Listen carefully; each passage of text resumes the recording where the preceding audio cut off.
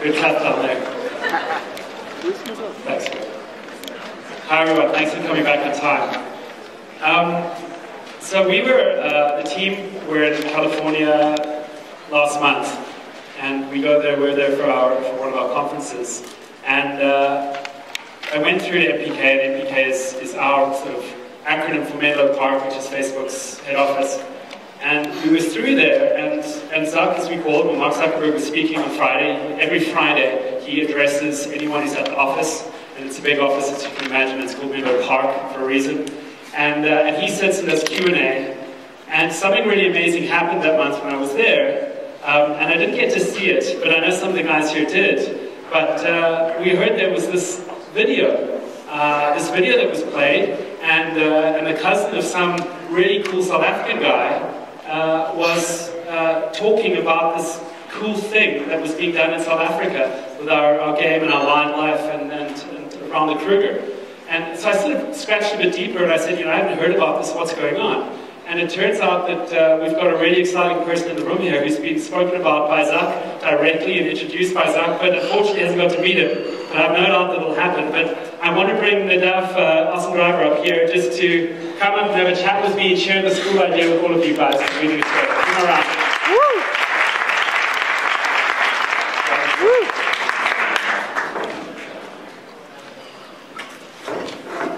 Great, so I think for me, maybe help all of us here understand a little bit about this idea of yours, and tell us about what the idea is, and then tell us how we started. We'd love to hear. Okay, so basically, I moved here from overseas when I was 8, and my family are always into wildlife in South Africa, and they took me to the Kruger Park, and all I wanted to see was the lion, and it was so exciting. And what I did is I used to beg cars driving past, in Kruger Park, and ask them if they've seen anything. There's a tradition to stop cars passing by.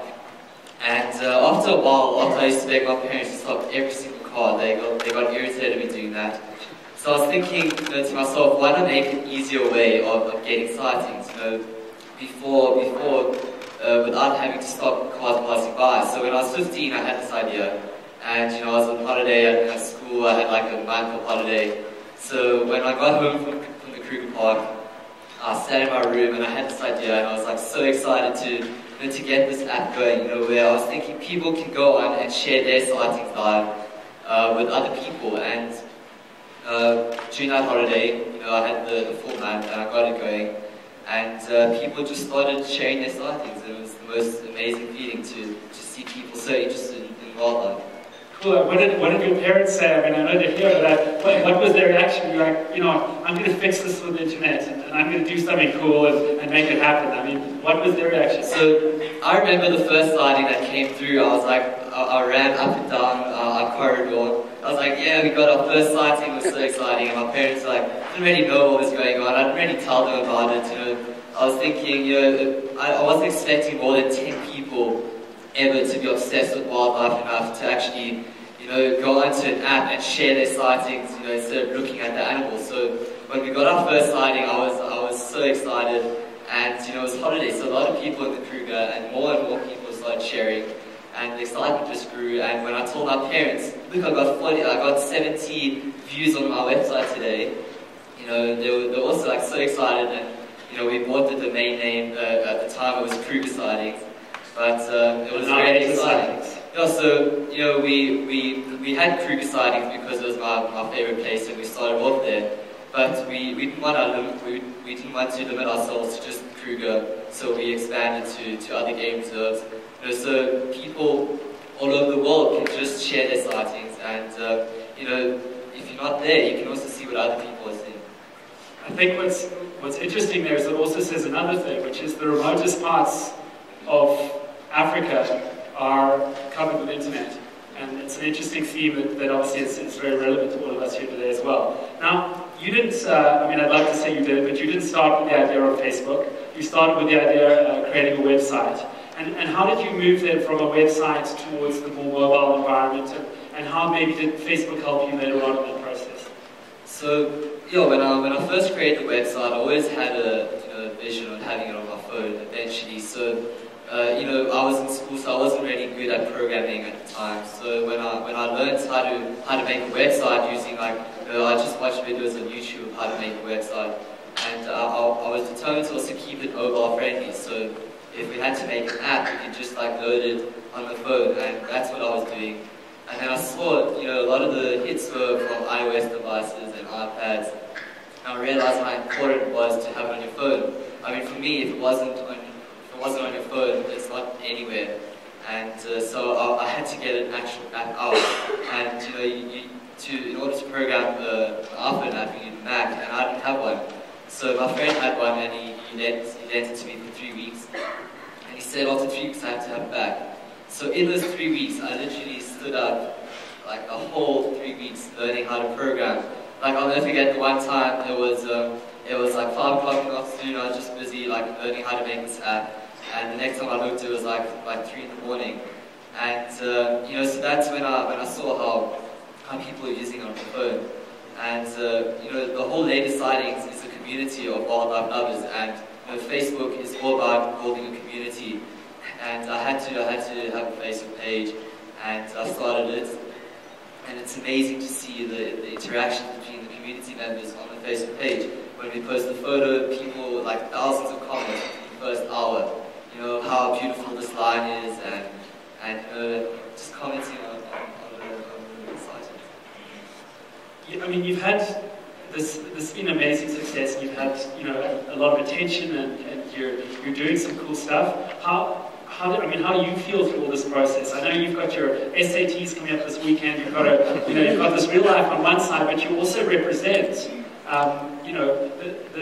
this future and this wave of brilliant minds that are coming through the world and in Africa as well. How do you sort of balance your normal life with this sort of this new exciting life with Zuckerberg and all these other cool things? So school obviously takes up a lot of time. But when I first started, when we were only getting maybe 10 sightings a day, it was easy during break to just update. And people can comment, we're commenting, when is your break, we need the sightings. So it was really funny to see that. But now I have a trick, and I've got SATs this Saturday, which is I'm also really nervous about. But anyway, it's really I was actually more nervous with SATs than speaking here. But anyway, well, one of us is anyway. So school takes up a lot of time, and it's hard to balance it. But luckily, I've got a nice team of people helping me, taking a lot of the stress off me and making it more automated. And it's very nice. But obviously, when I get home and during break, I still love to watch how many people are on it, and all the amazing sightings that we got that day. Brilliant. Now, maybe a last question here, but what is the future? Where from here? I know you've got a lot of really interested and loving support all around you, and it's clear that everyone's here as well. What's next for you? What are the plans? Is it to work on this, to expand this? And is there any space in Facebook in there and other social media elements that you use in that? Okay, so our future is definitely to expand to all the game reserves around the world, because we've got a community of 100,000 people already, and that's just Kruger and Pilansburg. And what's so nice about this community as well is they use it not only to share their sightings, and to show off to their friends what they see, but them sharing their sightings is also becoming to us citizen scientists, where they can actually use the app to protect wildlife. And what we're hoping is when we expand to all the different game reserves in the world, more animals will be protected. Like for example, using the Facebook page, primarily someone reported a wild dog.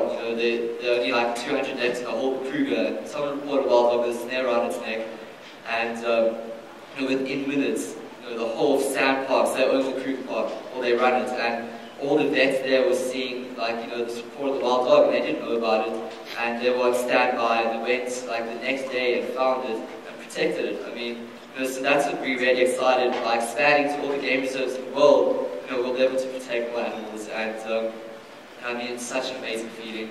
And we're also looking, in terms of Facebook, we promote our YouTube channel, which and our ad downloads, and our YouTube channel is also we're now the 5th most viewed in South Africa with over 50 million views. And it's also a nice way of getting people to share their sightings with other people.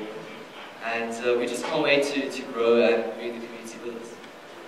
It's such a lovely mix of this one serving, your end consumers and customers, but also at the same time serving a greater good. Where conservation is so close to our hearts here in South Africa. Well, look, it's been a privilege for me to meet you, and I'm really excited about what the future holds. I know we all are on our side, and I'm delighted that Mark was speaking about you in California. We got to find out about you, and if there's anything we can do from our side to help you along that journey, it's the sort of stuff I think we all agree that it inspires all of us. And now a big round of applause for your SATs.